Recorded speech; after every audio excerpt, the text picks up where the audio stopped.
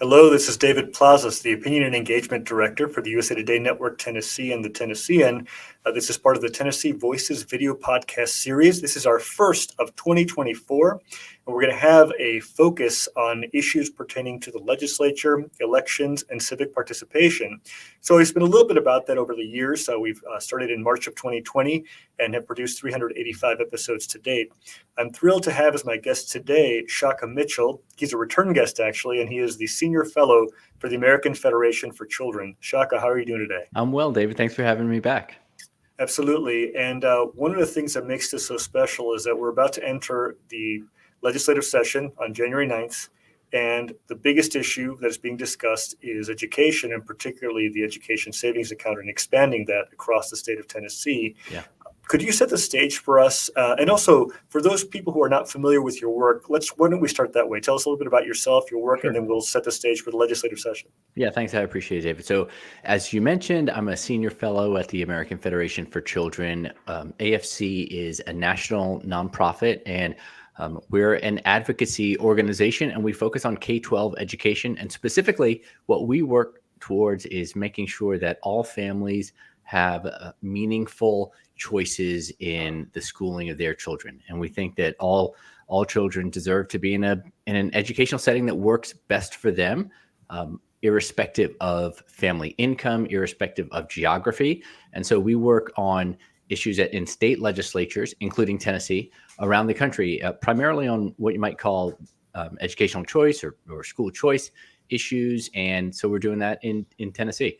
I've been doing that for a number of years. And as probably your listeners know, the past few years between COVID disruption, but then I think also lots of what's been happening in technology, remote learning, et cetera, it's really there's been an explosion of activity in this space. And so lots of school districts, states, and local districts are rethinking what does the delivery of education look like and how might it change so that more kids have access for specifically what they need.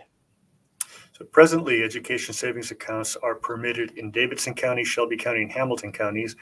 Governor Bill Lee announced a few weeks ago that he would like to expand this to the entire state over the next few years. I was at that presentation at the Tennessee State Museum, and there were not too many specifics, but there was a vision that he laid out. He had brought also the governor of Arkansas, Sarah Huckabee Sanders, to talk about her initiatives in her state. Could you tell us a little bit about what you know and what you would like to see happen this session with regard to school choice? Yeah. So essentially the concept, I think, is pretty simple. It's the parents who are not satisfied for whatever reason with their sort of zoned conventional, public school, that they would have the ability to take the state dollars that would have followed the student to that, zone school, and that they could use it in a number of other settings, right? And so that might be a private school setting. It might be a homeschool co-op, right? Or kind of an umbrella school is sometimes what they refer to here in Tennessee.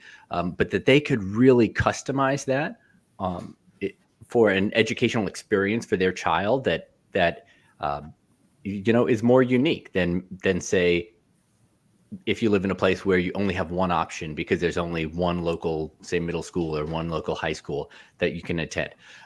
So by expanding that program statewide, what that would mean is that these accounts would be just over $7,000 per pupil per year.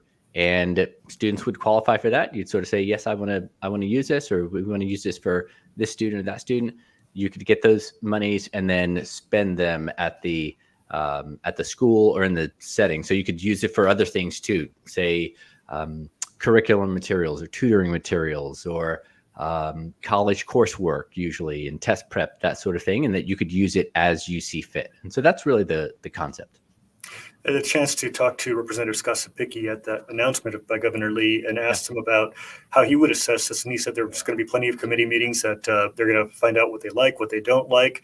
Certainly some of the issues that have come up is that of accountability. How do you measure that these students are successful for those who have taken the education savings account voucher, and also what responsibility is there to the taxpayer and the public school system as it is? You've probably not heard these before, right? Yeah. That's right. No, seriously, tell me a little bit about what your response is and how the legislature might approach those pending issues. Yeah. So, at AFC, I'll say we think that that quality matters, right? And so it's not just about say handing out dollars and then never asking any questions. We do think that it's important to have some safeguards in place. And so, for instance, one of the things that we recommend when we're talking to legislators around the country is that we say, you want to make sure that if, say, a school has lots of students who are participating in the program and using those funds, you want to make sure that the school is financially viable, right? We think that that's a thing that's reasonable. We think that taxpayers should know that schools are financially viable, that they're not the kinds of quote pop-up schools, right? That might start and don't have a history of doing things. Now, that being said, at the same time, programs like this can really spur innovation. And so you don't want the rules to be so kind of restrictive that you don't allow for new models and new methods to arise. And so it's really a balance. And I think you're going to see a lot of that shake out during the legislative process. Sure. I know some of the criticism that has come up, particularly from members like John Ray Clemens, who's the head of the Democratic caucus, is about the issue of the potential defunding of public schools. The governor has said that that's not the case. Yeah. There's two different pots of money, but there's still quite a bit of confusion when it comes to, what is that pot of money that goes to K through 12, and why is it different for school choice versus traditional public schools? Yeah. One of the things I frankly think we need to talk more about is the relatively small percentage that these accounts would represent as compared to the total amount that we spend in Tennessee. So if you think about the total amount that we spend in K-12, just K-12 education that the state spends, okay, that amount is now approaching about $10 billion in the state of Tennessee throughout our system. If you talk about what this program would represent maxed out, okay, so that's, I think I've read reports that's around $140 million. $140 million versus $10 billion is not that much. Another way to think about this, if you took that total education budget, that $10 billion that I was talking about, and you sort of could measure it in height, if you can visualize it that way. This is about, a little bit taller than me, but about as tall as you, David. If you measured this at about 6 feet tall, the ESA program wouldn't even be an inch off the ground. So it's really a pretty low figure. I can appreciate that representatives are asking questions about where the money comes from, but in terms of this defunding anything, that's simply I think overblown. There certainly are concerns as well among some rural legislators, as the Tennessean has reported, about what happens when you don't have a viable alternative to a public school. What options might there be? And what are the kinds of conversations that are being had around that issue? Yeah, that's something that I think we can sort of take heart by looking to other states that are maybe a little further down the road in this process than is Tennessee. So I would point to a few states. Iowa would be one of them, Arkansas, Florida. Those states in particular now also have these programs that have universal access, right? Meaning nearly any student in the state is eligible for these programs. And those are also states that have a really high percentage of students in rural areas, very similar to Tennessee. And what we see is that there's this sort of virtuous cycle. It's true that you don't have a lot of options in rural areas, but part of that is because families may not have the means, right? And so, and we see that in Tennessee. Some of our most economically depressed areas are in rural areas where families lack the means for other options.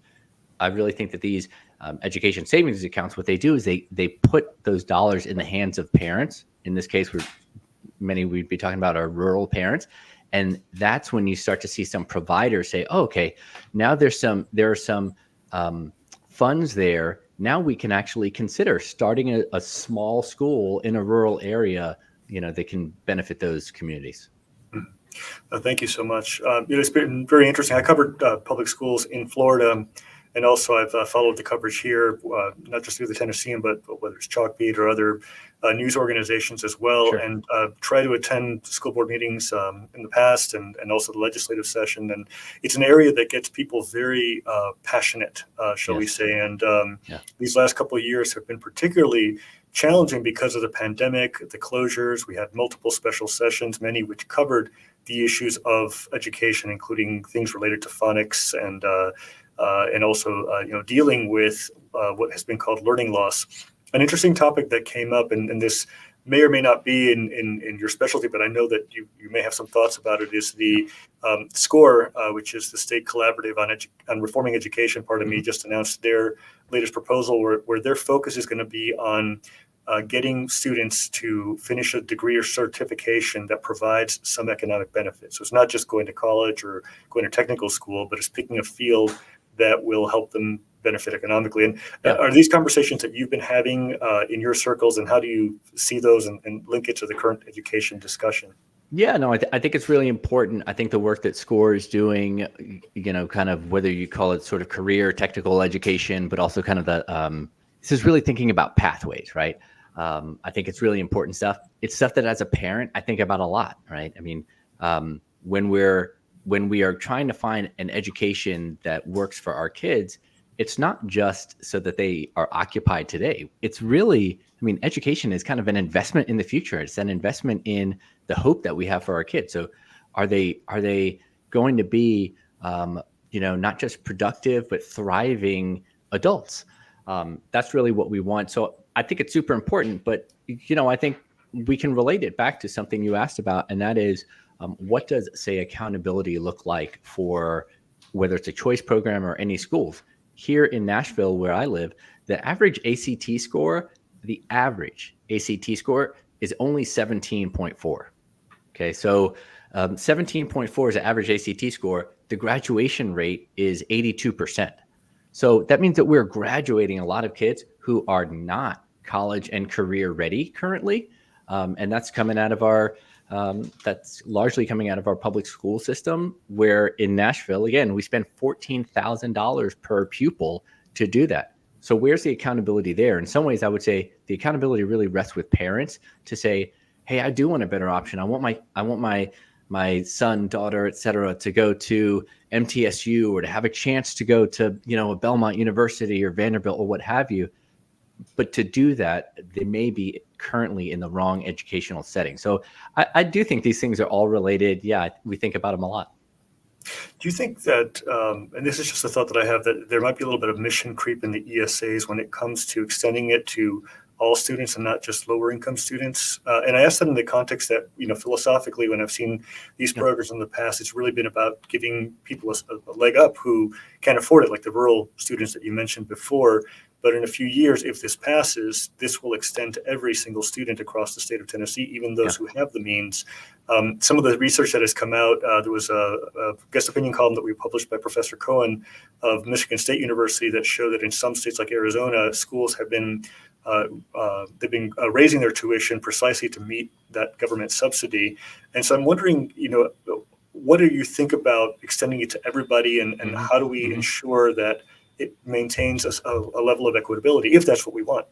Yeah, well, and I'll say that at AFC, just per our mission, I mean, we are especially concerned and focused on making sure that students from lower income backgrounds sort of have what we might call like priority access. So one of the things that we're seeing a lot of states do, and I believe that it's in the governor's proposal, Governor Lee's proposal as well, is that in the early years especially, you reserve some of those slots for families of lower means. And we do think that that's an important thing to sort of say, hey, let's make sure that that we are like keeping an eye out for families who traditionally just have lacked access. Because the reality is school choice has always existed.